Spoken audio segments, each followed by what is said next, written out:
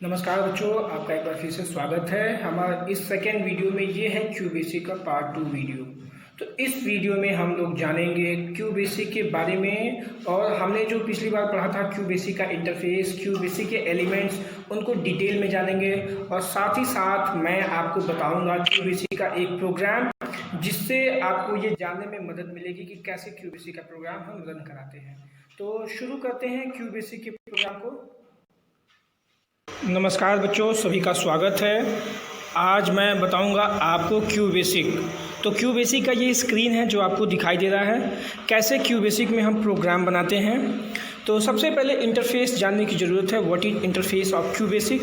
सो जो अभी आप अपने सामने देख रहे हैं, that is the interface of Q basic.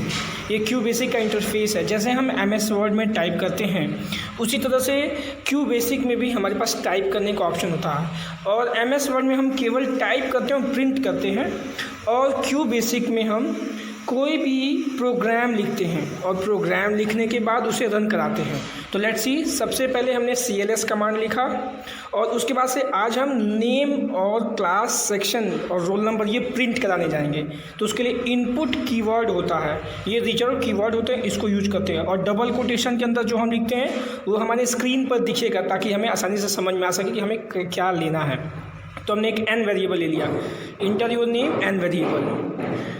इसी तरह से क्लास के लिए इंटर योर क्लास, और उसको दूसरे वेरिएबल से C वेरिएबल से ले लिया। और आप देखते होंगे कि जब भी हम कोई नंबर लेते हैं तो सीधे सीधे हम किसी वेरिएबल से डिनोट करते हैं। तो ये जितने भी अल्फ़ाबेट्स होते हैं वो वेरिएबल्स होते हैं। इसीलिए हम टेक्स्ट, जब भी टेक्स्ट एंट्री लेनी होती है तो डॉलर का यूज कर लेते हैं। तो एंड डॉलर, तो हमारे एंट्री के साथ साथ क्या हो गया, एंड डॉलर हो गया।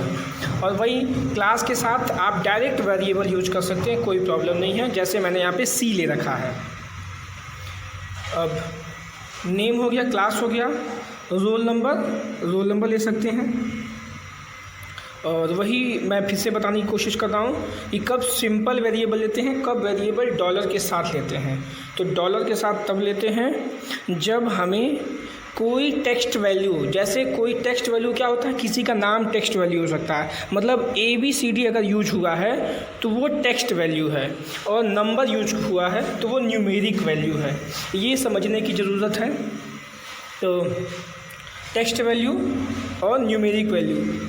अब हम अगला अपना इनपुट लेते हैं, रोल नंबर। जैसे देखिए, फिर से मैंने लिखा इनपुट, डबल कोटेशन के अंदर रोल नंबर, और डबल कोटेशन क्लोज होने के बाद से एक हम सेमी कोलन लगाते हैं। और फिर जो भी वेरिएबल मैंने R से दिया, वेरिएबल मैंने R दे दिया, और R से हमारा रोल नंबर इनिशियलाइज हो गया।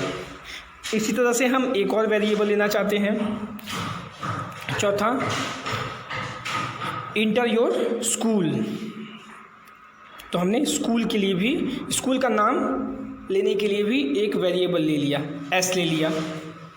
ओके, तो देखिए हमने 4 वेरिएबल ले लिए अपने प्रोग्राम में, चारों को हम प्रिंट कराएंगे। तो नेम क्या है, टेक्स्ट है, इसलिए मैंने डॉलर लगा दिया। स्कूल नेम भी टेक्स्ट होगा, इसलिए स्कूल नेम के भी आगे डॉलर लग गया। किसी का क्लास और किसी का रोल नंबर, ये नंबर हो सकता है, इसलिए मैंने डायरेक्ट वेरिएबल लिया नंबर। अब हमको चारों को प्रिंट कराना है, तो प्रिंट स्टेटमेंट लेंगे। सबसे पहले CLS स्टेटमेंट मैंने लिया था कि जब भी हमारा आउटपुट स्क्रीन हो बिल्कुल क्लियर हो, पीछे का कुछ ना रहे, इसलिए हमको सबसे पहले अपने स्क्रीन पर सब कुछ दिखाई देगा। चलिए, तो सबसे पहले हमने एक वेलकम कीवर्ड यूज कर लिया प्रिंट स्टेटमेंट के साथ। डबल कोटेशन के अंदर हम जो भी लिखते हैं वो हमारे प्रोग्राम में दिखता है। तो अब नेम क्या है, तो नेम इक्वल टू, ये साफ साफ हमारे आउटपुट स्क्रीन पर आएगा। और जो भी आपका नाम होगा, जो आप इनपुट लेंगे उस समय, जब आप रन कराते हैं प्रोग्राम को, उस समय इनपुट लेते समय आपका नाम डिस्प्ले हो जाएगा। इसी तरह से क्लास लेंगे, तो फिर हम क्या इसमें डिस्प्ले कराएंगे, डबल कोटेशन के अंदर क्लास इक्वल टू लिख के C डिस्प्ले कराएंगे, क्योंकि C में हमने क्लास की वैल्यू को ले रखा है। इसी तरह से रोल नंबर है, तो लिखेंगे डबल कोटेशन के अंदर रोल नंबर और इक्वल टू, और डबल कोटेशन क्लोज करेंगे। डबल कोटेशन क्लोज करेंगे और वेरिएबल क्या होगा हमारा, आर होगा। तो आर वेरिएबल से हमने इनिशियलाइज कर दिया रोल नंबर को। और अब अगला है हमारा स्कूल नेम। तो स्कूल नेम क्या करेंगे, लिखेंगे school name equal to double quotation close करेंगे, सेमी कोलन लगाएंगे और $, लिख लेंगे। देखिए हो रहा है $, हमने यूज कर लिया। ये हमारा स्टेटमेंट, ये प्रोग्राम हमारा बन गया। इनपुट और प्रिंट दो स्टेटमेंट था, मैंने एंड लिख दिया और प्रोग्राम को रन करा दिया। सबसे पहले स्क्रीन पर ब्लैक स्क्रीन पर इंटर योर नेम लिख के आ गया, मैंने लिख दिया सचिन। फिर इंटर योर क्लास लिख के आ गया, मैंने वहाँ लिख दिया 8। इंटर योर रोल नंबर यहाँ पे 23 और इंटर योर स्कूल नेम यहाँ पे मैंने लिख दिया RS। अब देखिए सबकी वैल्यू आ गई, name Sachin, class 8, roll number 23 जानी थी। इंट्रोडक्शन जान लिया था, QBasic, elements of QBasic, creating and saving program, commands in QBasic, ये चीज़ें हम लोग को पढ़ना है। तो पिछली बार आप लोगों ने जाना था कि कैसे क्यूबेसिक डेवलप हुआ था, रिलीज माइक्रोसॉफ्ट ने किया था, और मशीन कोड के इंस्ट्रक्शन को कैसे समझता था। ये हमारा इंटरफेस था, इंटरफेस भी मैंने बताया था। इसके 4 पार्ट को मैंने बताया था, menu bar, program window, immediate window और ये स्क्रीन। तो आइए देखते हैं। तो सबसे पहले एलिमेंट्स की बात करते हैं। Elements of QBasic, the character set, constant, variable and operators, ये 5 हमारे एलिमेंट्स हैं। कौन कौन से, फिर से देखते हैं। Character set, constant, variable, operator and statement. तो पिछली बार मैंने आपको बताया था कि कांस्टेंट और वेरिएबल क्या होता है। कैरेक्टर सेट मैंने आपको बताया था कि जिसमें न्यूमेरिक वैल्यूज़ होगी, अल्फ़ाबेट वैल्यूज होगी या स्पेशल सिंबल होगा। ये 3 चीज़ें जहाँ भी होंगी वही आपका एलिमेंट होगा। ये कैरेक्टर सेट होगा पहला एलिमेंट। उस पर कांस्टेंट, जो वैल्यू रन टाइम में चेंज नहीं होगा उसे हम कांस्टेंट बोलेंगे। ये 2 तरह का हो सकता है, न्यूमेरिक और स्ट्रिंग कांस्टेंट। न्यूमेरिक मतलब जो भी अभी प्रोग्राम में भी मैं बताऊंगा कि जैसे कोई नंबर हो गया, उस नंबर को एज इट इज हम प्रोग्राम में यूज करते हैं, वो न्यूमेरिक कांस्टेंट है। और स्ट्रिंग कांस्टेंट का मतलब किसी का नाम, अगर हम किसी का नाम यूज करते हैं अपने प्रोग्राम में तो वो स्ट्रिंग कांस्टेंट होगा।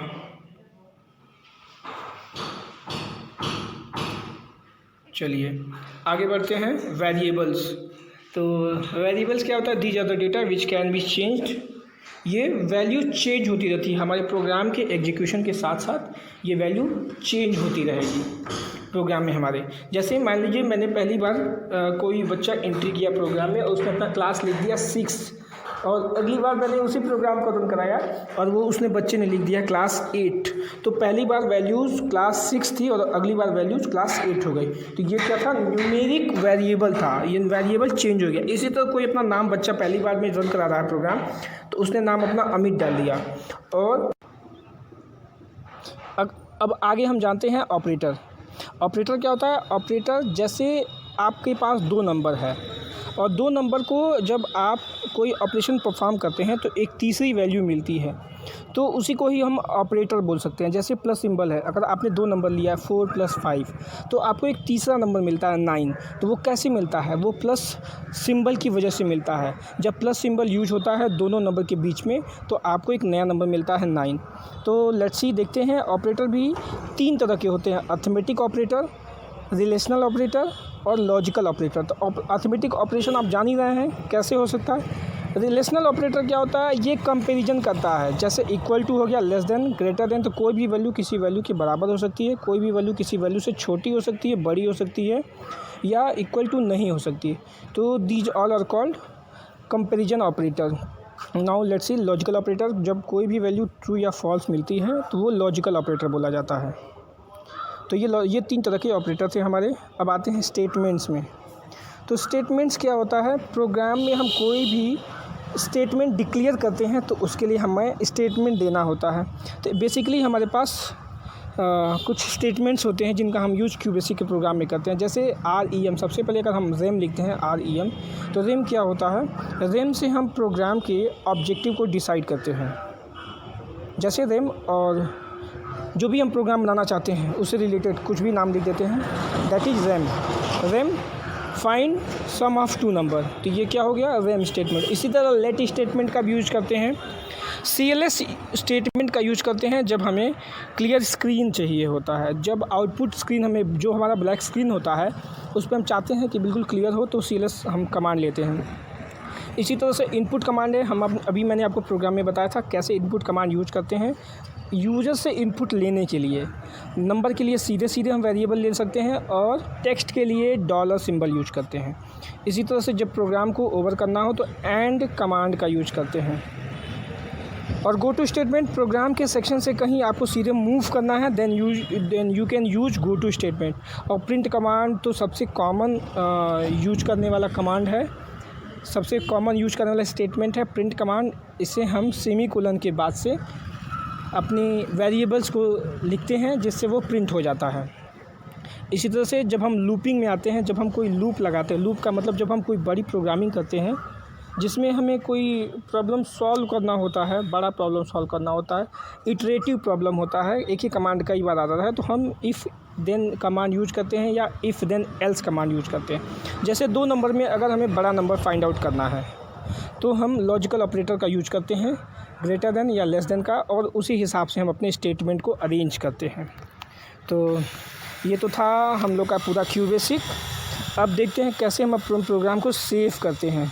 तो जैसा मैंने अभी आपको प्रोग्राम में बताया था, प्रोग्राम टाइप करने के बाद से फाइल में जाते हैं, सेव कर लेते हैं, और इसका एक्सटेंशन होता है .bas। जैसे आपने फ़ाइल का नेम दिया अमित, तो अमित .bas फाइल नेम हो गया। ये पूरा स्टेप दिया हुआ आपके बुक में, आप देख लीजिएगा।